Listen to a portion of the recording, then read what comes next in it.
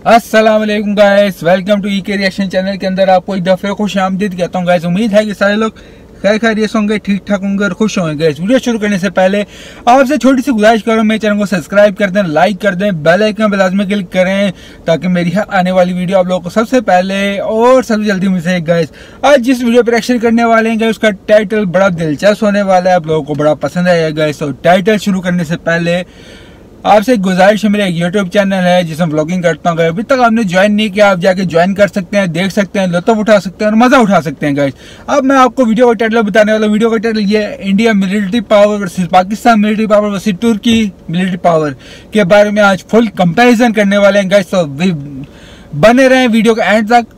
Start करते हैं अपनी वीडियो, लेट्स गो। दोस्तों, भारत की वैल्यू जैसे जैसे विश्व मंच पर बढ़ती जा रही है, वैसे वैसे भारत के विरोधी देशों की संख्या भी तेजी से बढ़ती जा रही है। क्योंकि भारत अब एक गुट निरपेक्ष देश होने की बजाय अपने इंटरेस्ट के अकॉर्डिंग भारत की नीतियों को सपोर्ट करने वाले व उसका विरोध करने वाले देशों के साथ स्पष्ट तौर पर संबंध बनाने लगा है।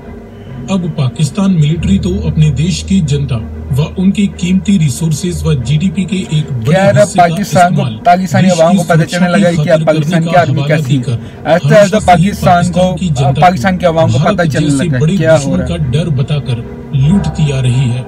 तो वहीं अब तुर्की भी पाकिस्तान के साथ खड़े होकर न सिर्फ भारत के खिलाफ पाकिस्तान की मिलिट्री को अपने हथियार बेच रहा है, बल्कि तुर्किश डिफेंस इंडस्ट्रीज के कई हथियार सीधे सीधे भारतीय डिफेंस इंडस्ट्रीज के कई हथियारों को खुली टक्कर देते हुए एक दूसरे के कस्टमर देशों की भी अपनी ओर करने की खींचातानी में लगे हुए हैं।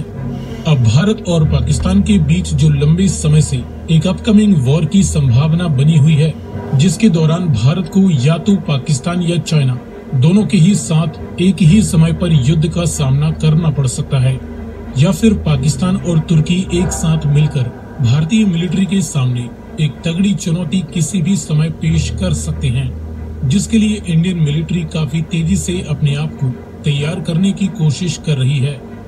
लेकिन यदि बात करें वर्तमान समय की ही, तो ऐसे में पाकिस्तान व तुर्किश मिलिट्री की कंबाइंड पावर के सामने इंडियन मिलिट्री कितने पानी में है, ये जानने के लिए आइए करते हैं पाकिस्तान व तुर्की की कंबाइंड मिलिट्री पावर के सामने इंडियन मिलिट्री की वर्तमान टोटल फायर पावर के बीच एक क्विक कंपैरिजन।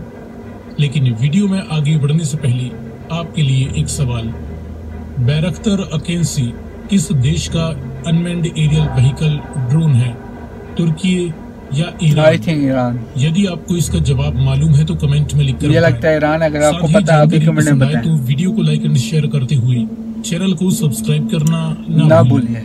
मेरा भी कर देना यार। इनके बीच कुछ बेसिक फैक्ट्स के आधार पर कंपैरिजन से शुरुआत करें टोटल कंबाइंड एरिया से, तो तुर्की और पाकिस्तान दोनों ही देश मिलकर टोटल दुनिया का 15.8 लाख स्क्वायर किलोमीटर का एरिया कवर करते हैं।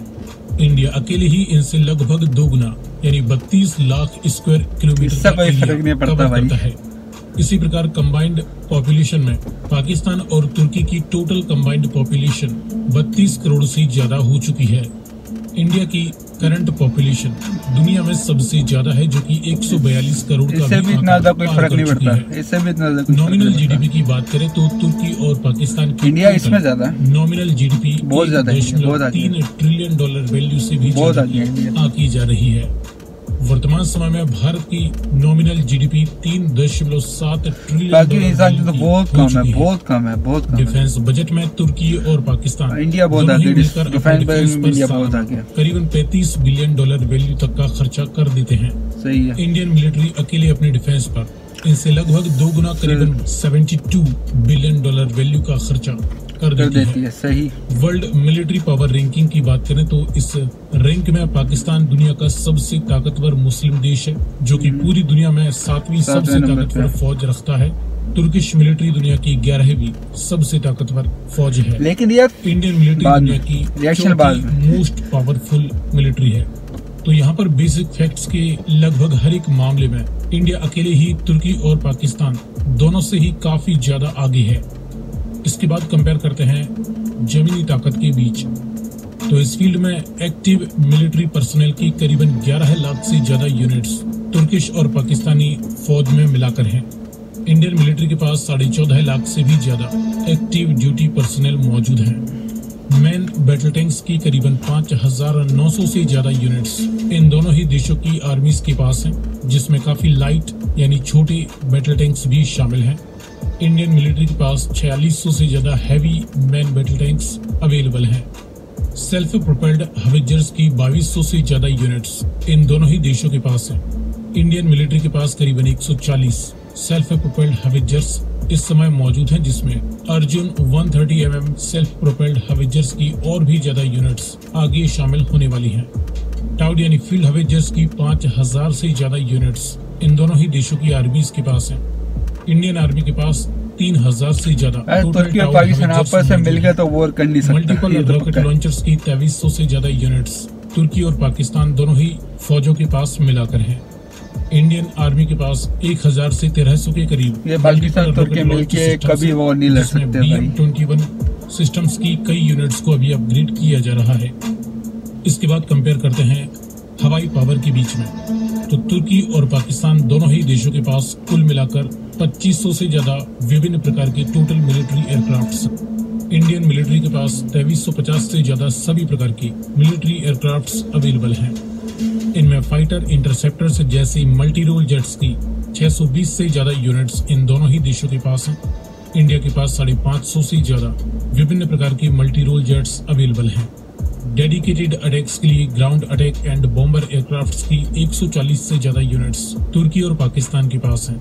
इंडिया के पास 120 के करीब डेडिकेटेड ग्राउंड अटैक एयरक्राफ्ट्स हैं, जो कि धीरे धीरे रिटायर हो रहे हैं और इंडियन मिलिट्री को जल्द से जल्द इन्हें अपग्रेड करने या रिप्लेस करने की आवश्यकता है। कॉम्बैट यानी अटैक हेलीकॉप्टर्स की 200 से ज्यादा यूनिट्स तुर्की और पाकिस्तान के पास हैं। इंडिया के पास करीबन 130 कॉम्बैट यानी अटैक हेलीकॉप्टर्स हैं, जिसमें आगे नंबर्स और भी बढ़ने वाले हैं। मास डिस्ट्रक्शन के न्यूक्लियर वारहेड्स की 170 यूनिट्स तुर्की और पाकिस्तान में अकेले पाकिस्तान के पास हैं। यह आंकड़ा गुप्त रूप से और भी ज्यादा हो सकता है। तुर्की के पास अपना खुद का कोई न्यूक्लियर वारहेड नहीं है। इंडिया के पास भी करीबन 160 के आसपास न्यूक्लियर वारहेड्स होने की संभावना है और इंडिया भी इसके नंबर्स किसी भी समय बढ़ा सकता है। इसके बाद बात करें नेवल पावर के बीच कंपैरिजन की, तो इस फील्ड में बड़े एयरक्राफ्ट कैरियर्स तुर्की और पाकिस्तान दोनों ही देशों में किसी के भी पास नहीं है। इंडिया के पास 2 हैवी एयरक्राफ्ट कैरियर्स हैं। हेलीकॉप्टर कैरियर्स की भी कोई यूनिट्स तुर्की और पाकिस्तान के पास नहीं है। हालांकि तुर्की के पास एक ड्रोन कैरियर शिप मौजूद है, जिसे ये हेलीकॉप्टर कैरियर के तौर पर भी इस्तेमाल कर सकते हैं। इंडियन नेवी के पास कोई डेडिकेटेड हेलीकॉप्टर कैरियर शिप नहीं है। दुश्मन की समुद्री ताकत को ध्वस्त करने के लिए डिस्ट्रॉयर शिप्स की फिलहाल कोई यूनिट तुर्की या पाकिस्तान नेवी के पास नहीं है। पाकिस्तान नेवी फिलहाल अपनी 2 ब्रिटिश मिसाइल गाइडेड फ्रिगेट्स को ही डिस्ट्रॉयर शिप बताती है। इंडियन नेवी के पास 11 है डेडिकेटेड एंड डेंजरस वेपन्स से लेस डिस्ट्रॉयर शिप मौजूद हैं। फ्रिगेट्स की 24 यूनिट्स तुर्की और पाकिस्तान दोनों ही देशों की नेवीज के पास हैं। इंडियन नेवी के पास फिलहाल 12 एक्टिव फ्रिगेट शिप्स मौजूद हैं। कॉर्वेट्स की 11 यूनिट्स जहां तुर्की और पाकिस्तान दोनों ही देशों के पास हैं। इंडियन नेवी के पास फिलहाल 19 कॉर्वेट शिप्स मौजूद हैं। समंदर के गुप्त हथियारों में सबमरीन्स की 20 यूनिट्स इन दोनों ही देशों की नेवीज के पास है।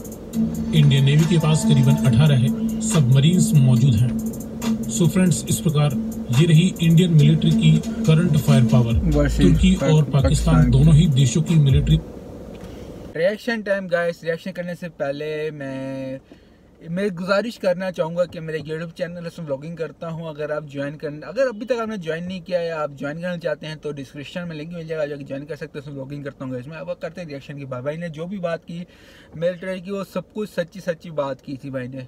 लेकिन मैं ही चाहता हूँ इंडिया पाकिस्तान हो या तुर्की पाकिस्तान हो या अफगानिस्तान हो चाहे ईरान हो, जो भी हो, लड़ाई ना हो। लड़ाई अच्छी बात नहीं कि इसका असरात, जो लड़ाई का असरात होता है वो हम लोगों पे तो नहीं पड़ता, कि हम लोगों पे ही पड़ता है। सॉरी माजरत, हम लोगों पे पड़ता है कि प्रेसिडेंट जो होते हैं वो तो मुल्क छोड़ के भाग जाते हैं, चाहे इंडिया का हो चाहे पाकिस्तानी हो। प्रेसिडेंट मुल्क छोड़ के भाग जाएगा, जो मरेंगे वो आम लोग मरेंगे, इनोसेंट पीपल बहुत मरेंगे। तो उसमें ना इंडिया का फ़ायदा है, ना पाकिस्तान का फ़ायदा है, ना तुर्की का फ़ायदा है, ना चाइनीज़ का, किसी का भी नहीं। कि जो लड़ाई करवाएंगे बेस तौर पर जो जंग छिड़वाएंगे वो तो भाग जाएंगे बाहर के मुल्क के अंदर।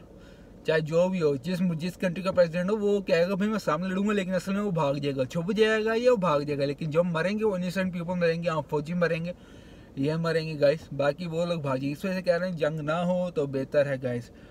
जंग का कोई भी मकसद नहीं है, जंग हो या ना हो, कुछ भी ऐसा कुछ यानी कोई फ़ायदा किसी को नहीं होता। जंग हो या ना हो कोई फ़ायदा कुछ भी नहीं होता गाइस, कोई फ़ायदा नहीं होता जंग हो या ना हो। सो गाइस आपसे मिलते हैं फिर अपनी अगली वीडियो में। अपना बहुत सारा ख्याल रखें गाइस, दुआ में याद रखें। कोई भी गलती हुई हो मुझे आप बता सकते हैं, कमेंट कर सकते हैं। तो आपसे मिलते हैं अपनी अगली वीडियो में, बहुत सारा ख्याल रखें, दुआ में याद रखें। जब तक के लिए दीजिए इजाज़त, अल्लाह हाफिज़।